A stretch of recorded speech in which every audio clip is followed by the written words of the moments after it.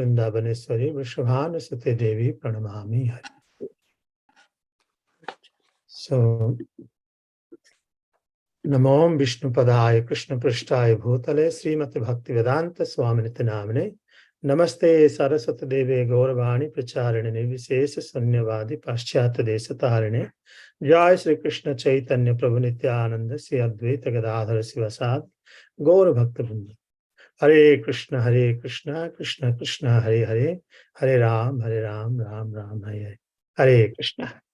So, about Radharani, I will also request all the senior Vaishnavas to share something at the end. So I was hearing from his guest Chaitanya Charan Prabhu. Generally, it is said that because Radharani is directly not mentioned in Bhagavad Gita and also very briefly mentioned in Srimad Bhagavatam. But it is said that, yes, as a person, Radha's name is not there. But in principle, Radha's name is glorified throughout the Bhagavad Gita.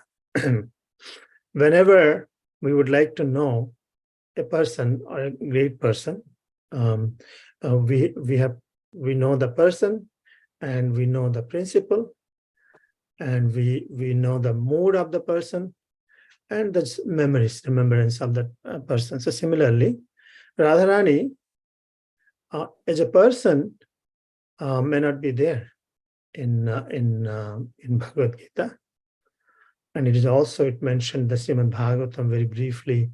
Sukadeva Goswami mentions because of her elevated position. That's what we'll discuss. But in principle, Radharani is being glorified throughout Bhagavad Gita. So in example, when we mention about absolute truth, the absolute truth is a person and absolute truth is a principle. If we remove the principle aspect of the absolute truth, it could be any person. It's just person. We will not understand the greatness of this person.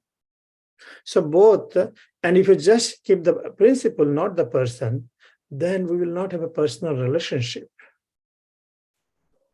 Just as Guru, as a tattva, as a person. So without person, principle is not enough. So in understanding Srimati Radharani, we can briefly think about Radharani as a person, Radharani as a principle, and Radharani, her mood, and her memories and pastimes also. So who is Radharani? Radharani is none other than the Sakti Tattva, internal potency, Sakti Tattva. As a person, she is not present, but as a principle, she is present in Bhagavad Gita, throughout the Bhagavad Gita. So in principle, Radharani is none different from the devotion bhakti. In fact, she is the embodiment of highest devotion. And not only that, it is said she's not exemplified, she's the exemplar. She's the exemplar or one who exemplifies the highest devotion, Srimati Radharani. And she exemplifies the highest devotion. At the same time, she's the source of devotion in everyone. It is said, everyone, including the Yashoda, Maya, and Gopas, and Arjuna, and our devotion, the love, the bhakti which we do, it comes from Srimati Radharani. In briefly, we understand that Radharani is not different from devotion, bhakti. So in that way, bhakti is very much present in Bhagavad Gita because whole Srimad Bhagavad Gita, many times people think that it's glorification of Lord Krishna, but actually when we deep dive into it, very carefully we look into it, in Bhagavad Gita, bhakti has been glorified. So indirectly, Srimati Radharani has been glorified. So in Bhagavad Gita, bhakti is not only explained, it is established. At the same time, emphasis has been given to Arjuna and to all of us about its glories. So whole Bhagavad Gita in a different perspective, if you look into it, actually glorification of Srimati Radharani. Even though directly the Radharani's name is not there, but indirectly, Radharani's name is there in the sense that Srila Prabhupada offers prayers at the introduction. Tapta Kanchana Gaurangi Radhe Vrindavaneshwari Vrishabhanu Sita Devi Pranamami Haripriya. So that prayer is there. And also Lord Krishna explains, Daivi Prakritim. So in directly the name is, we don't find the Bhagavad Gita, but in principle we see that Srimati Radharani is glorified throughout the Bhagavad Gita.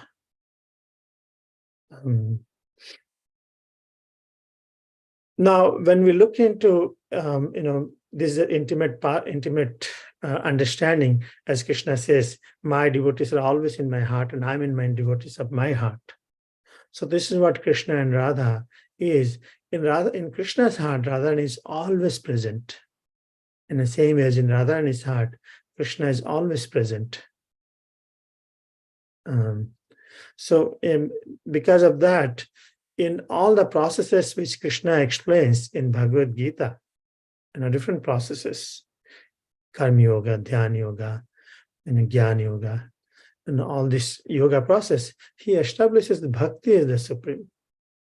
By establishing Bhakti as the supreme, Krishna also directly or indirectly, he glorifies the Bhakti or Srimati Radharani. Example is given that,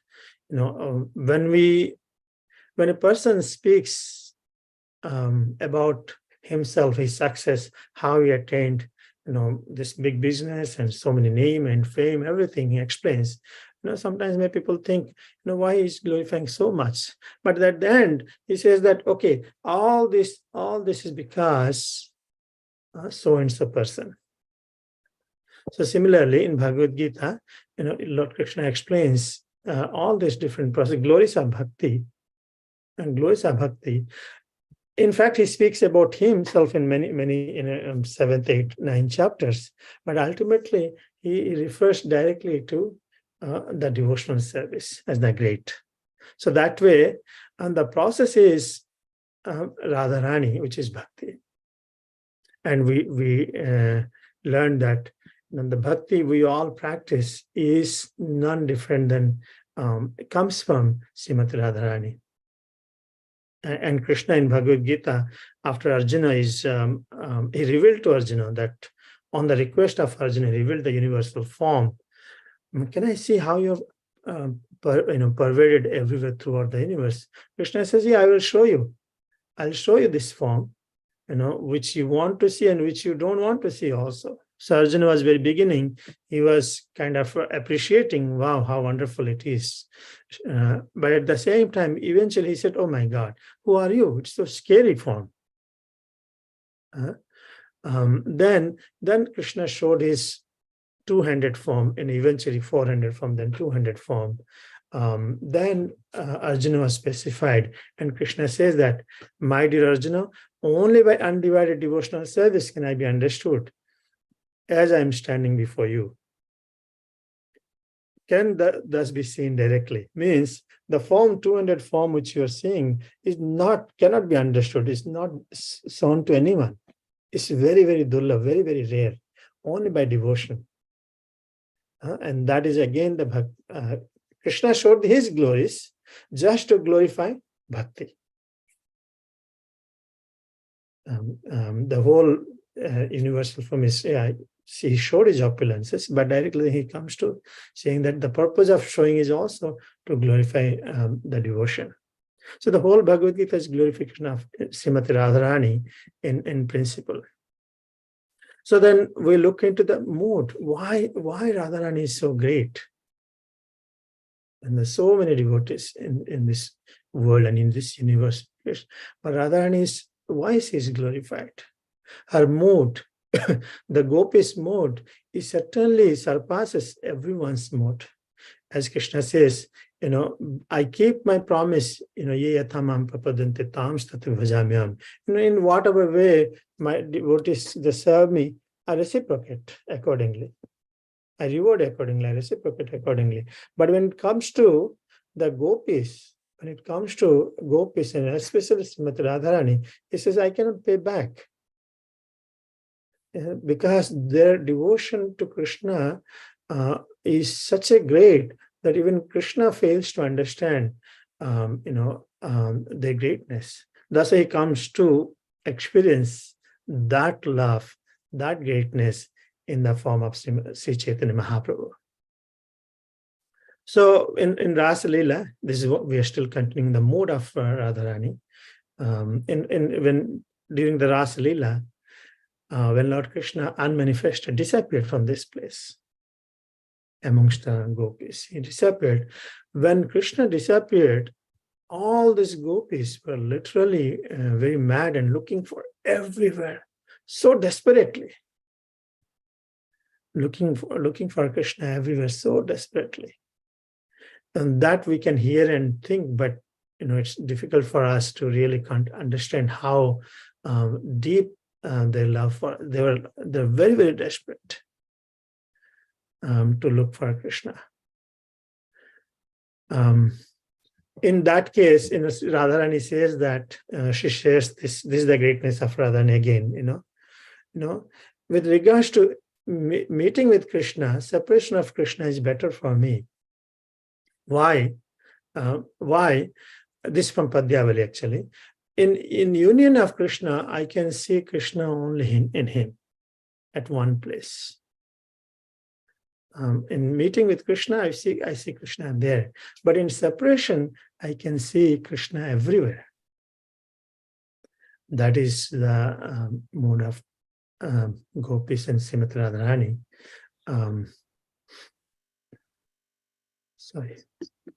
So, and that's the mode of Srimati Radharani. That see the gopis and Radharani, they develop that perfection that they can see Krishna everywhere constantly. In fact, there was a story once Narad Muni visits Vrindavan, to see how the devotees are doing, how is everyone doing. So it happens that everywhere is very quiet. Everybody's Krishna. Narad Muni is worried. What's happening? Why everyone is so quiet? There's no activity. He finds that all these gopis are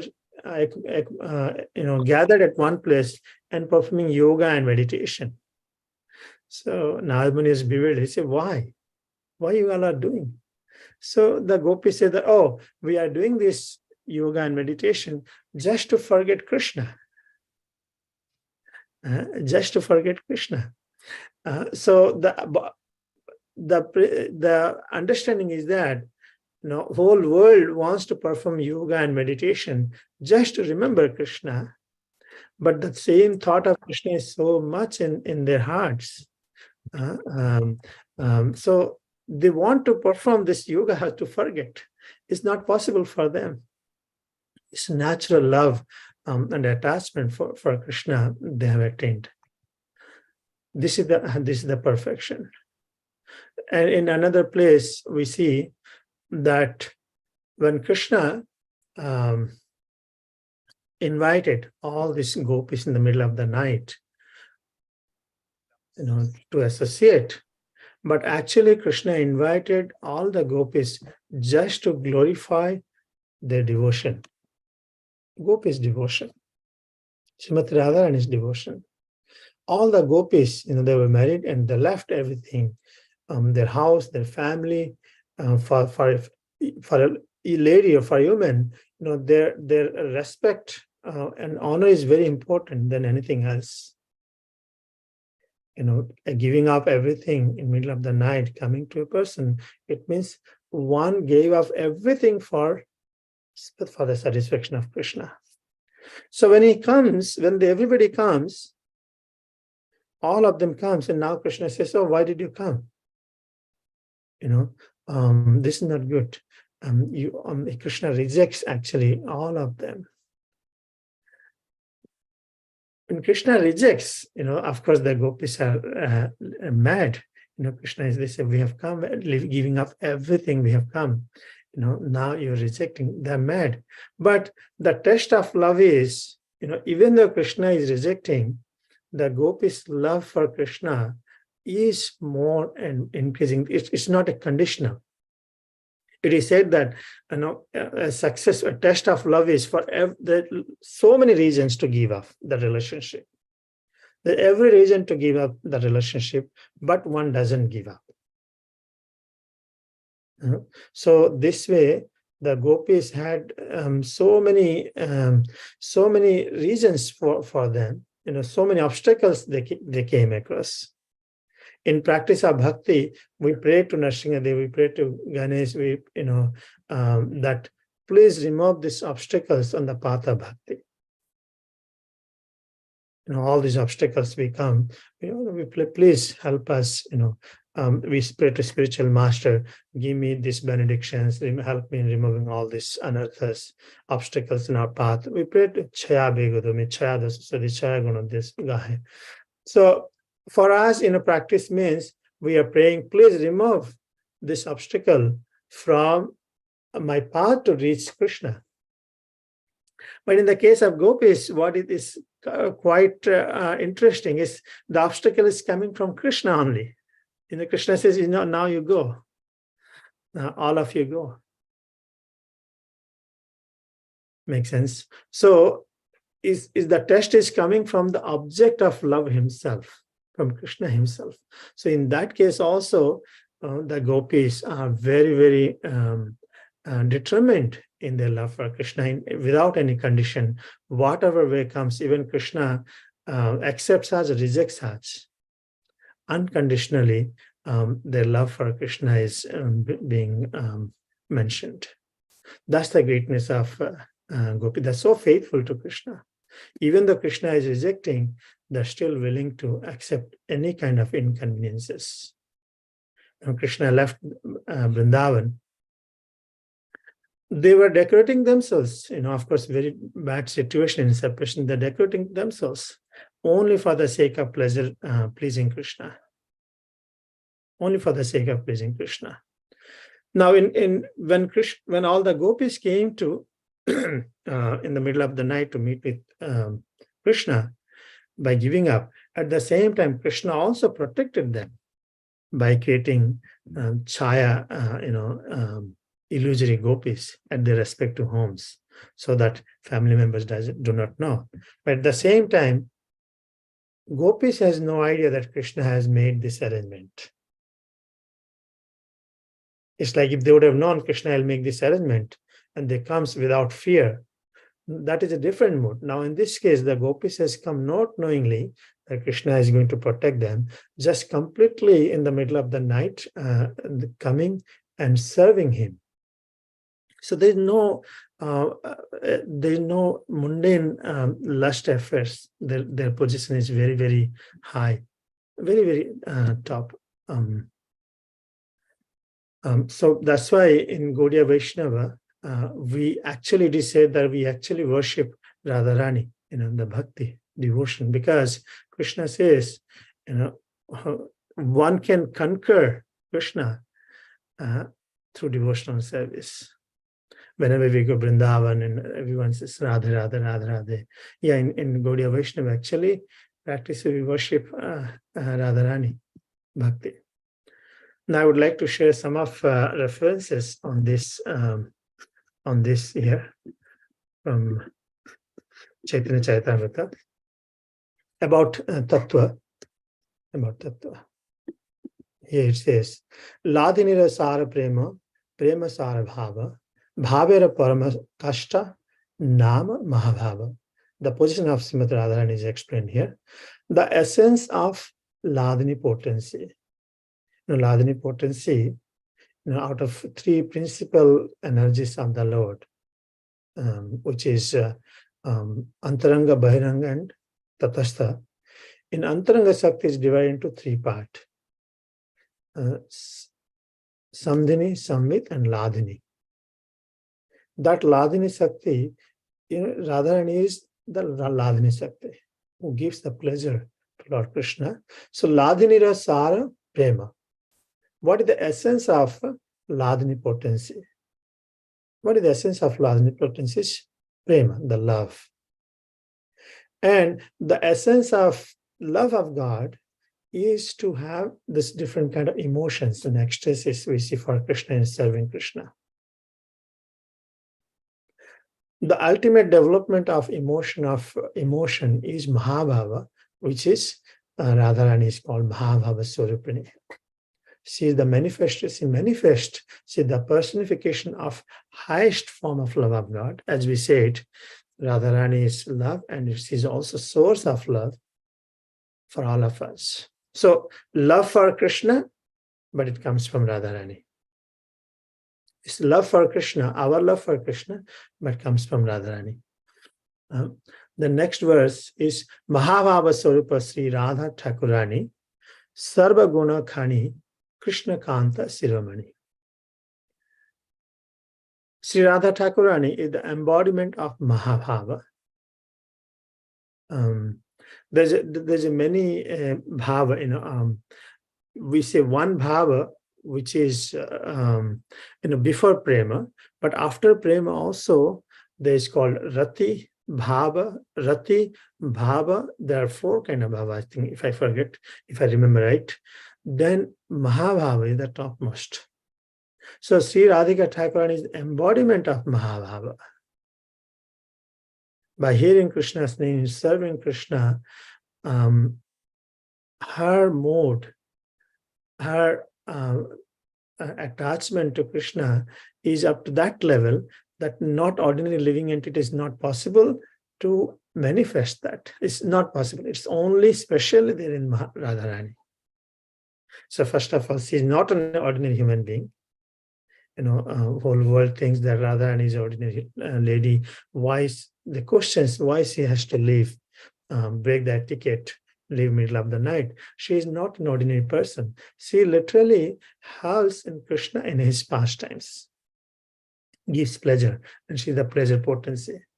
She is the repository of all good qualities and the crushed jewel among the lovely concerts of Lord Krishna. In the beginning, we begin the prayers with Radhe Jaya Jaya Madhava Daite. Radhe Jaya Jaya Madhava Daite. Rupa Goswami explains that that there's so many gopis are there in Vrindavan, in Braja. But Radharani is actually the crushed jewel among all the loving concerts of Lord Krishna. Krishna Prema Bhavita Yana Chitendriya Kaya Krishna Nija Sakti Radha Krida Sahaya. He the things.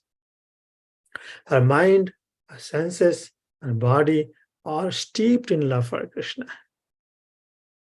eternally. Everything in her is completely only for the satisfaction of Krishna. She is Krishna's own energy, and she helps him in his pastimes. In Tattva is very important. I was discussing with some of the colleagues yesterday. They practice Hindu, they have faith in Hare Krishna, they worship God, Krishna as God. But still, when it comes to understand their activities, they question why Radharani could do, why Gopis could do, why Krishna could do like this. Why did Lord Ramchandra, did this, that he left his concert in the middle of the forest, nowhere. Unfortunately, we learn from here in the bits and pieces, but we are very fortunate to be able to get this message, about Radharani's Tattva directly from the Gaudiya Vaishnava Parampara. Now, a couple of more verses. Krishna Kanta Gana Dekhi Trividha Prakar Eka Lakshmi Gana Pure Mohisi Gana Ara Brajangana Rupa Ara Kanta Gana Sara Sri Radhika Hoite Kanta Ganero Vistara. The beloved concerts of Lord Krishna are of three kinds. So that we are referring again the position of Srimad Radharani. So the beloved concerts of Krishna are of three kinds. Just as when Lord Krishna expands, Lord Balram also expands into serving many ways. Ananta and Balram and Lakshman and different paraphernalia. He expands himself to serve in an unlimited way to serve Krishna. So similarly, here Radharani, beloved concept of Krishna of three kinds. What is that? The goddess of fortune or Lakshmis, the queens, in Dwarka we see the queens, and the milkmaids of Braja, which are the gopis, who are the foremost of all. And these concepts all proceed from Radhika. It means all of them, even though there are different manifestations to serve Krishna in different way, different situations, they are none other than our manifestations of Srimati Radharani. So Krishna is the source of love for, Radharani is the source of love for Krishna in all circumstances. And they create a wonderful lila for the pleasure of Krishna. In Vrindavan also, when we see, every morning this whole arrangement happens by the gopis, how to please and satisfy Krishna. Avatari Krishna hoiche kare avatar, amsini Radha hoite hino ganero bistar. As mentioned, just as the fountainhead Lord Krishna is the source of all incarnations. Sutta Goswami explains, Epecham Sakalapam Sa Krishnast Bhagavan Swayam. So after explaining all these different incarnations, sorry, I still have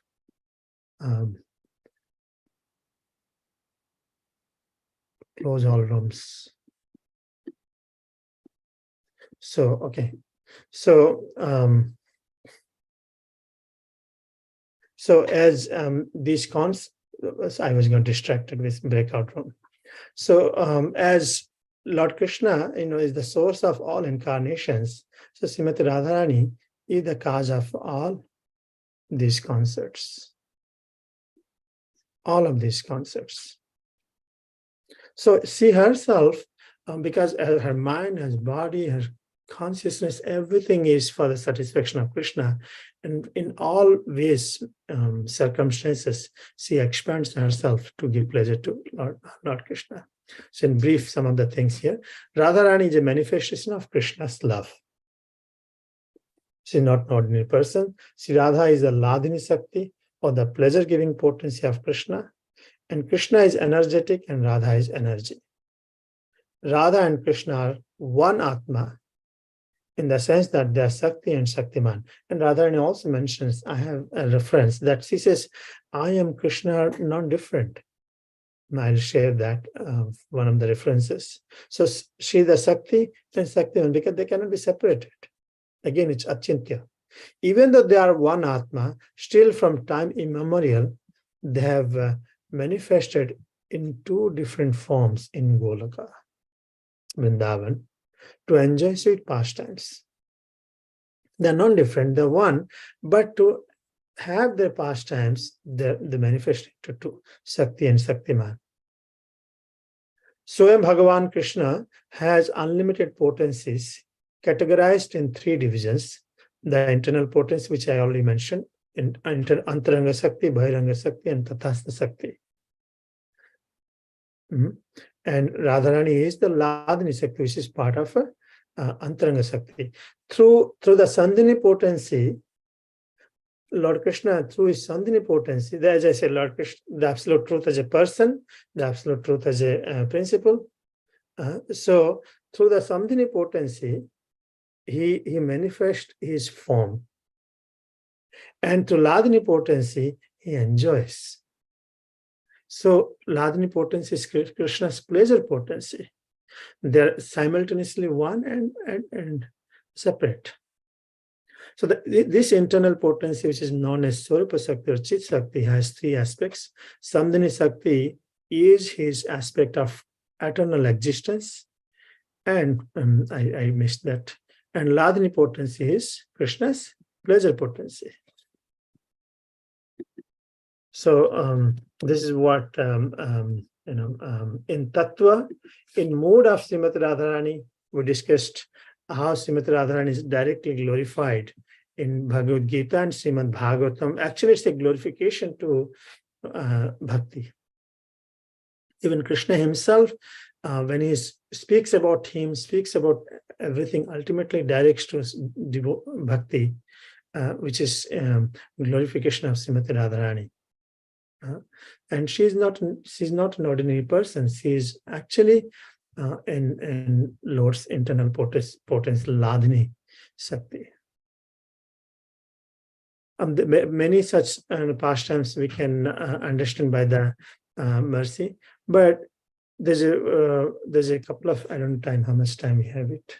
Yes, 30. I just wanted to share one sloka here, song here from Vasudev. It's who is the author? I think Vasu Ghos. Vasu Ghos has written this. He says that Yadi go na hoita tabe ki hoita kemon dhari tamde Radhar mohima premarasa sima jagat janata ke. Oh, okay, yeah. Sorry, I didn't see your message. So actually the portion which I shared actually from Bhakti Purushottam Maharaj's book, I screenshot and shared it. So yadi gaura na hoita tabe ki hoita kemane dharitam de. The glories of Radharani is such that even Lord Krishna, as we mentioned, Lord Krishna also wants to relish personally that. It was not an easy tattva to understand. That's why the great acharyas, they could not describe fully, directly or indirectly described. In form of Lakshmi, she was glorified. But when it comes to glorify the position of Srimati Radharani, it was only possible when Krishna had to personally come in the form of Sri Chaitanya Mahaprabhu. Thus, Vasu Ghos is speaking, if Chaitanya Mahaprabhu, Gaura would not have been there, what would have happened? This whole world would have been bereft after knowing the deepest love can be manifested for Lord Krishna. Or the whole world would fail to know the glories of Srimati Radharani, Radhar Mohima, Prema Rasa Sima. There's full of love and bliss, unadulterated, uncontaminated, without any expectation, and with a condition that whether Krishna accepts her or rejects her. That deep love, even in principle, how we would have understood. It's not possible to know our heart. Krishna, Chaitanya Mahaprabhu explains teaches us in Sri Chaitanya Charitamrita about her glories and the glories of the gopis. But all these were possible only because of Sri Chaitanya Mahaprabhu. It's Krishna's mercy. He himself comes and teaches us. So that's why on this auspicious day of Radhashtami, my gratitude to this moment, my gratitude to this Gaudiya Vaishnava Sampradaya, my gratitude to Srila Prabhupada, gratitude to all the Vaishnavas who are sharing us this great nectar of love, which we can see and get inspiration and aspire and pray to Srimati Radharani that please make us as an insignificant servant of her lotus feet, so we can also serve Krishna in that way. So it's 8:33. Her glories are unlimited. I'm limited. My knowledge is limited, but it's an attempt to remember Srimati Radharani on this auspicious day. But I would like to open up senior devotees to share something on her appearance, please.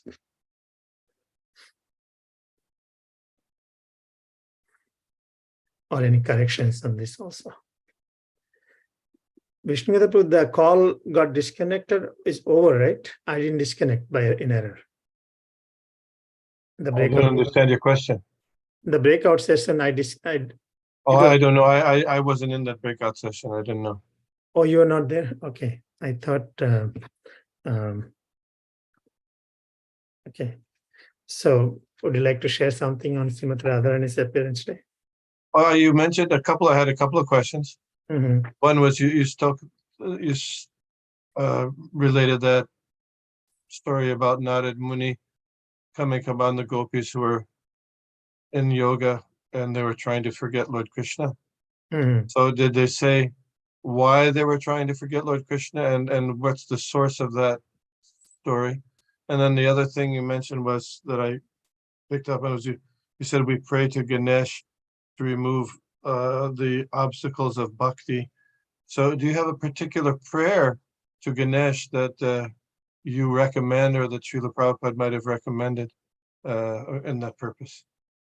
Okay, thank you. The first one is, your reference is, I heard from Chaitanya Charan Prabhu.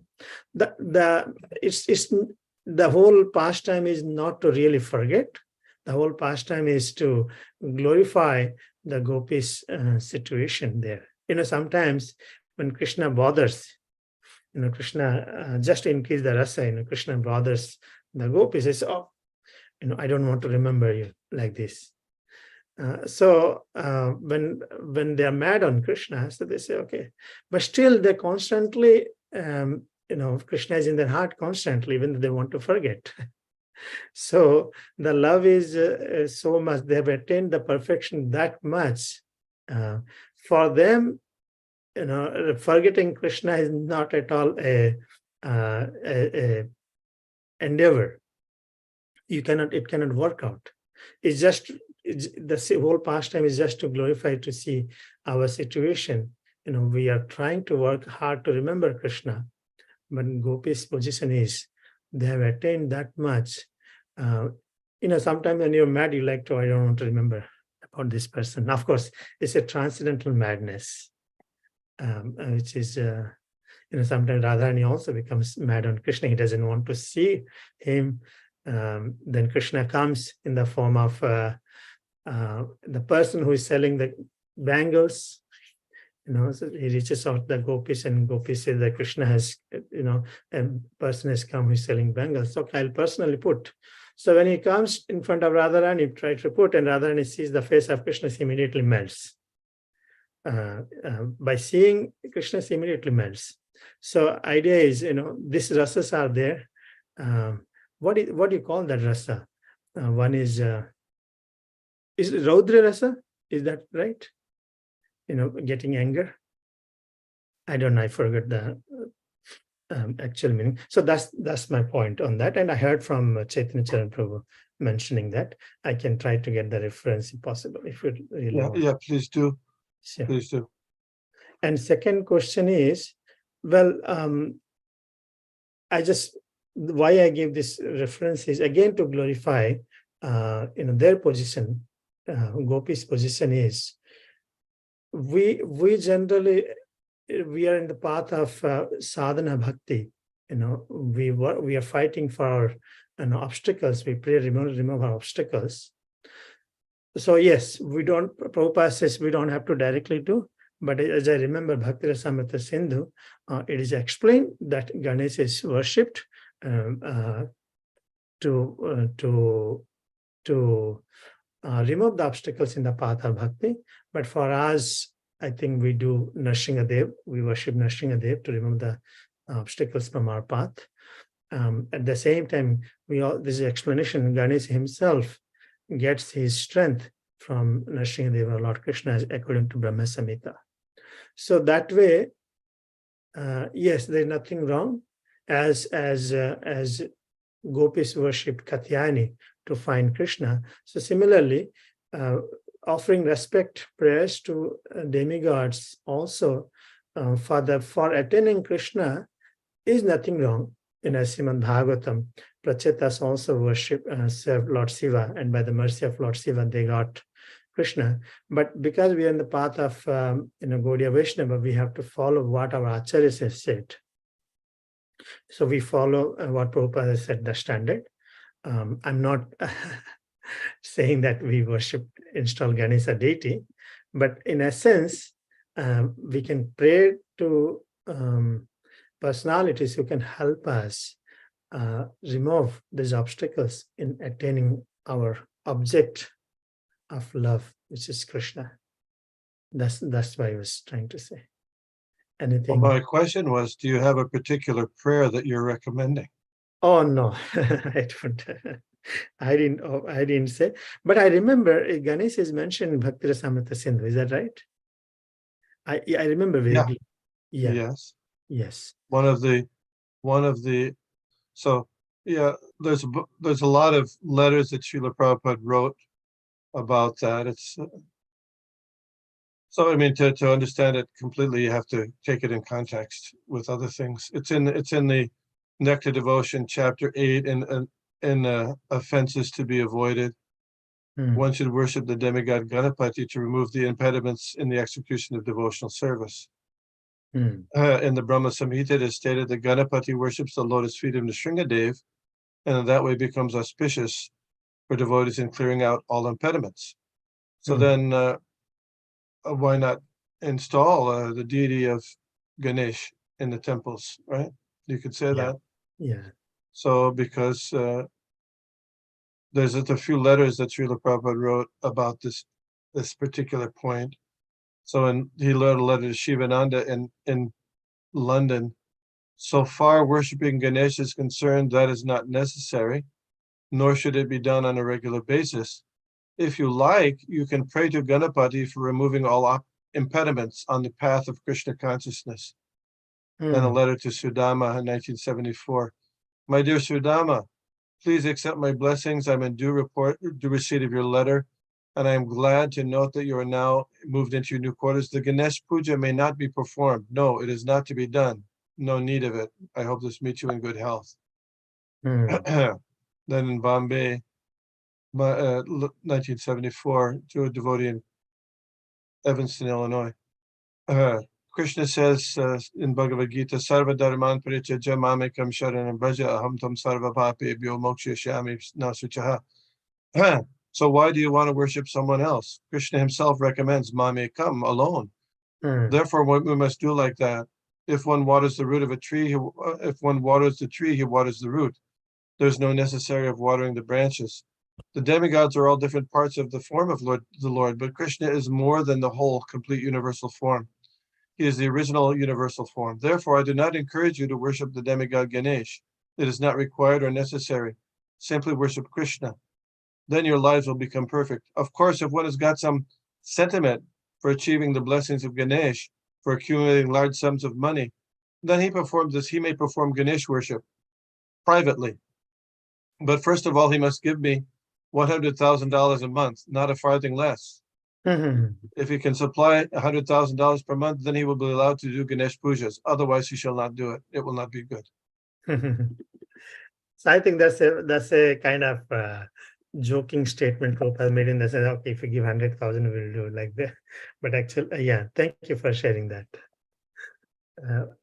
This also statement has to be understood in proper context, right? Saying the 100,000 you give, you'll be able to serve. So elsewhere in the Chaitanya Charitamrita, Srila Prabhupada, the worship of the respect to Ganesh is done by Jatpada Pallava Yugam Vinithayaka, by chanting that mantra. Sure. Thank you, Vibhu. Anything you want to share on Srimati Radharani?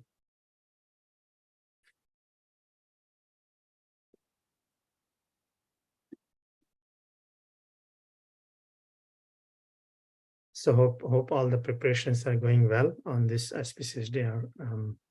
Charuchandra Prabhu, anyone, Dranacharya Prabhu, anyone, please, you want to share something on Radhashtami? Please, I'm not Hare Krishna. Thank you, Prabhu, for showing us how we can see through the glorification of bhakti, even in Bhagavad Gita, that we can see Srimati Radharani as Shakti Tattva, and for going over that. That's all very important to understand on this occasion. One thing I wanted to ask, I know you already answered it, but I didn't catch it when you said it. The book that you had photos of, What was the book? I had is Maharaj wrote a book on Radharani. Actually, those quotes I showed is from actually Chaitanya Charitamrita. I just took from here. But Radharani. there was one that was talking about the Samvit, Sandini, and Hladini. That was from Chaitanya Charitamrita? Yes. Okay. Thank you. Let me share that again. Yeah. Yeah. Coming from the purport. That was from the purport, right? Okay. It says, yeah, I can share that. Yeah, it's coming from purport, I think.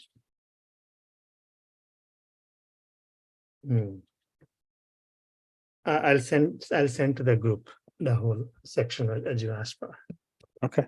Thank you. Yes, sir. Any other, you had any thoughts on that? That I had prepared long time back. Oh no, I just thought it was interesting because Krishna has three different aspects: Brahman, Paramatma, Bhagavan, and I never really thought of it this way, but it seemed to be saying how those three aspects are also, Srimati Radharani also has those in Samvit, Sandini, and No. Oh, no. My only Ladini is that as Radharani. Some not Sandini Sakti. I just explained three aspects of the chit potency. Okay. Sandini Samvit, with chit potency, he becomes cognizant, right? And with this Sandini potency, everything comes into existence, including his transcendental form also.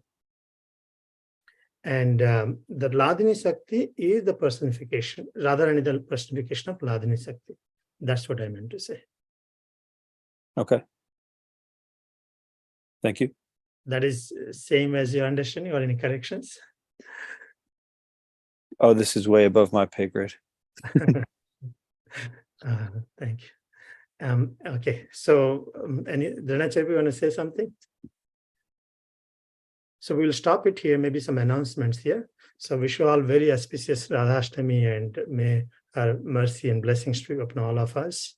And we'll stop it here. Dhanacharya is still there, he'll make some announcements.